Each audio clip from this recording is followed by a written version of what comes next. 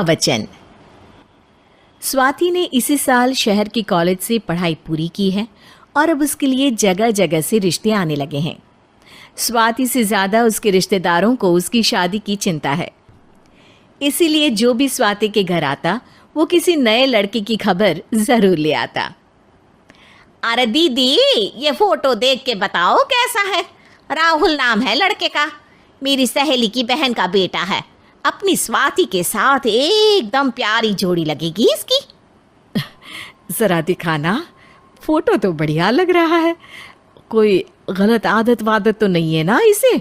और कमाता कितना है? अरे कोई गलत आदत नहीं है दीदी, आप कहो तो एक मीटिंग करवा देती हूँ, फिर सब कुछ फाइनल कर लेना। हाँ हाँ, ये सही कह रही हो तुम। संडे को स्वाति के पापा भी घर पे ही रहेंगे। बुआ फिर वहाँ से चली जाती है और रात को स्वाति की माँ उससे कहती है, स्वाति बेटा, आज कमला बुआ ने एक लड़के की फ़ोटो दिखाई है।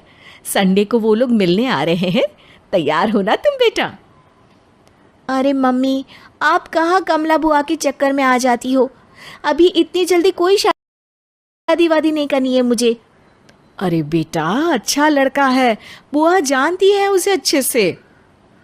हाँ स्वाति बेटा, एक बार बाद में देखेंगे आगे क्या करना है। वैसे तो कमला रिश्ता लाई है तो मना करने का तो कोई सवाल ही नहीं उठता। संडे की सुबह होती है और कमला बुआ राहुल और उसके मम्मी पापा को लेकर स्वाति के घर आती है। अरे आइए आइए भाभी, इसे अपना ही घर समझिए, इनसे मिलिए। ये मेरे भैया और ये मेरी भाभी हैं। नमस्ते भाभी जी, ये है हमारा लड़का राहुल, सरकारी नौकरी की तैयारी कर रहा है ये। वैसे आपकी बेटी कहाँ है?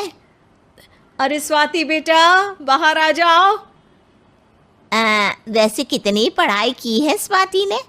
जी, पोस्ट ग्रेजुएट है हमारी बेटी साइंस में। ये सब तो ठीक है, पर घर संभालना जानती है या नहीं? हमें कौन सी इससे नौकरी करवानी है, नौकरी तो मेरा बेटा करेगा ही। पर मैंने इतनी पढ़ाई की है और आप चाहती हैं कि मैं घर पर ही बैठी रहूं? अरे स्वाति बेटा, ये बड़ों की बात में तुम कहाँ बोल पड़ी? हम सब देख लेंगे क्या करना है क्या नहीं। हम तो इसी बात पर विश्वास करते हैं कि घर के लड़कियां घर में ही रहे तो ज़्यादा अच्छा रहता है। वरना भाई साहब, आप तो आजकल के हाल जानते ही हैं, कितनी घटनाएं होने लगी हैं औरतों के खिलाफ। स्वाति बेटा, रसोई का काम तो पूरा जानती हो ना? शादी के बाद तुम्हें ही आती है ये। आप सब लोग इसकी तारीफ करते नहीं थकेंगे। लो भाई, हो गई मीटिंग, अब शादी की तारीख फाइनल कर लेते हैं, क्यों भैया? भाई, हम तो पंडित जी से चर्चा करने के बाद ही तारीख फाइनल करेंगे। सालों से हम उनकी बातें मानते हुए आ रहे हैं।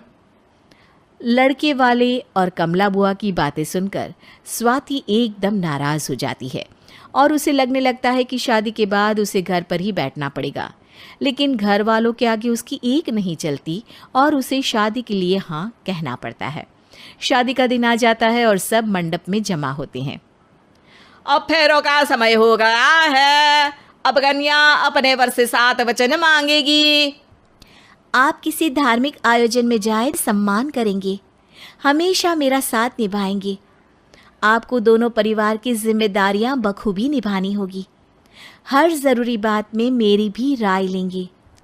आप सभी गलत आदतों से दूर रहेंगे। आप मेरे अलावा किसी और औरत से कोई गलत संबंध नहीं बांधेंगे। ये 7 वचन पूरे हुए, वर क्या तुम्हें ये सारे वचन मंजूर है?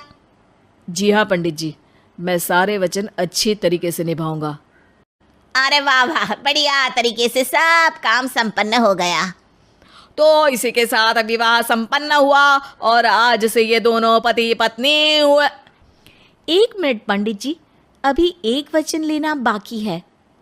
अब कौन सा वचन है बेटा? मैं अब हमेशा के लिए किसी दूसरे घर में जाने वाली हूँ, तो पति के अलावा मैं अपने सास ससुर से भी एक वचन लेना चाहूँगी। अब कहो बेटी। मैं ये चाहती हूँ कि मुझ पर किसी बात की कोई पाबंदी नहीं लगाई जाएगी। मुझे सब कुछ करने की आज़ादी होगी और मैं भी विश्वास दिलाती हूँ कि मैं एक अच्छी बहू बन के दिखाऊंगी। स्वाति की बात सुनकर उसके सास ससुर एकदम चौंक जाते हैं और कुछ बोल नहीं पाते कि उतने में कमला बुआ बोल पड़ती है। अरे बेटा, ये भी कोई कहने की बात है? रानी बन के रहोगी तुम तो। वचन देने से पहले सोच लीजिए, क्योंकि शास्त्रों में वचन ना निभाने वालों के लिए नरक से भी बदतर सजा लिखी है। स्वाति की चालाकी से वहां मौजूद सब लोग प्रभावित हो जाते हैं और लोगों में बदनामी ना हो जाए, इस कारण स्वाति के सास ससुर को उसे वचन देना पड़ता है। और कैसी अपशकुन वाली बातें कर रहे हैं आप पंडित जी? हमें मंजूर है बेटा तुम्हारी शर्त। स्वाति अपनी समझदारी से अपनी बात अपने ससुराल वालों से मनवा लेती है और खुशी खुशी राहुल से शादी कर लेती है। अब से हर शादी में मैं खुद 8 वचन दिलवाऊंगा। ओम मंगलम मंगलम मंगलम।